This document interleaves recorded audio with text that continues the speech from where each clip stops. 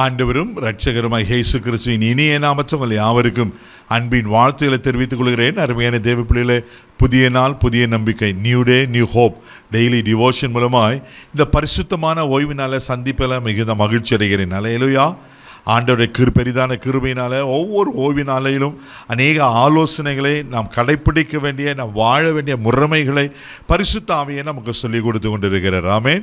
இன்றைக்கு கூட ஆவியான கொடுக்கிற ஆலோசனை என்ன? சங்கீதரின் புஸ்தகம் 34 சங்கீதம் 13வது வசனத்தை கூட நான் வாசிக்க கேட்போம்.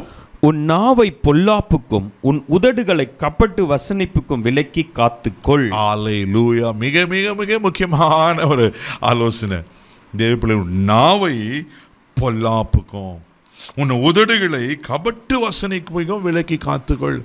இன்னைக்கு இந்த நாவுனால எவ்வளோ பெரிய பிரச்சனை. ஆமாம், இந்த உதடுகளினால அப்படின்னா நம்ம பேசுகிற வார்த்தைகள் தேவப்பிள்ளை எத்தனை இருதயங்களை சுக்குநூறாக்கிருக்கு, எத்தனை இருதயங்களை காயப்படுத்திட்டு இருக்கு.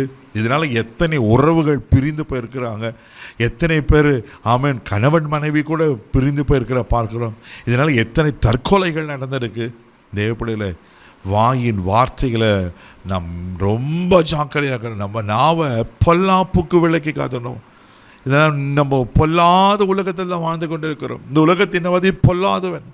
அவன் நமக்குள்ள பொல்லாங்கமான வார்த்தைகளை போட்டு எப்படியோ தவறான காரியத்துக்களை நடத்துகிறத நான் பார்க்குறோம்.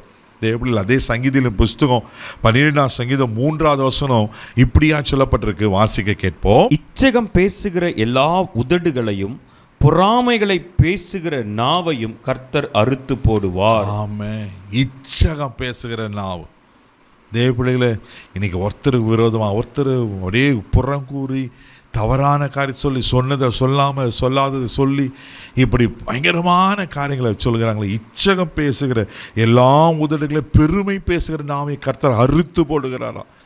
சில வாயை திறந்தா பெருமை, ஆமாம், ஜாதி குறித்த பெருமை, கலரை குறித்த பெருமை, அந்தஸ்தை குறித்த பெருமை, பல விதமான பெருமைகள்னால இன்னைக்கு ஜனங்கள் காட்டு இருக்கிறாங்க. தேவப்பிள்ளைல பெருமை பேசுகிற நாவை கர்த்தர் அறுத்து போடுகிறாரா. ஹல்லேலூயா. அது மாத்திரம் சங்கீதத்தின் புஸ்தகம் 140ஆம் சங்கீதம் 3வது வசனத்தில் இப்படியா சொல்லப்பட்டிருக்கு. வாசிக்க கேட்போம். சர்ப்பத்தை போல் தங்கள் நாவை கூர்மையாக்குகிறார்கள், அவர்கள் உதடுகளின் கீழ் விரியன் பாம்பின் விஷம் இருக்கிறது.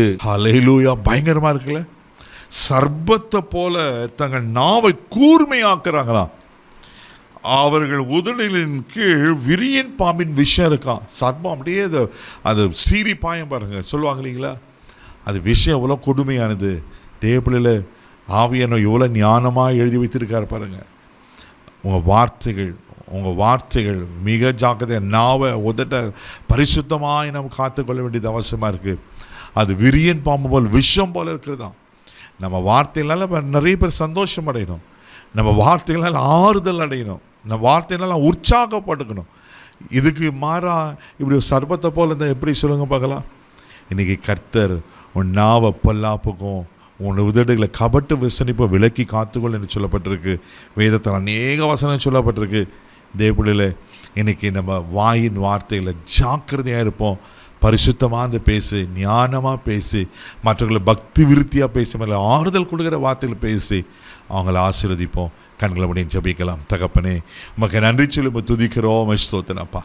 அன்றரை நாவை பொல்லாப்புக்கும் உதடுகளை கபட்டு வசனிப்புக்கும் விலக்கி காத்துக்கொண்டு பரிசுத்தமாய் ஆறுதலான அன்றரை மகிழ்ச்சியான வார்த்தைகளை பேசி, உற்சாகப்படுத்துகிற வார்த்தைகளை பேசி அன்றரை பரிசுத்தமாய் காத்துக்கொள்வது வச்சுங்கப்பா.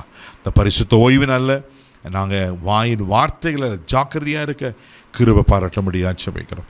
கிருபைக்கு ஒப்பு கொடுக்கிறோம். மகிமை உமக்கு செலுத்துகிறோம். பொறுப்பெடுத்துக்கிறோம். இயேசுவின் மூலம் ஜெபம் கேளும் பிதாவே. ஆமென். வாயின் வார்த்தைகளை ஜாக்கிரதையாக இருங்க. God bless you.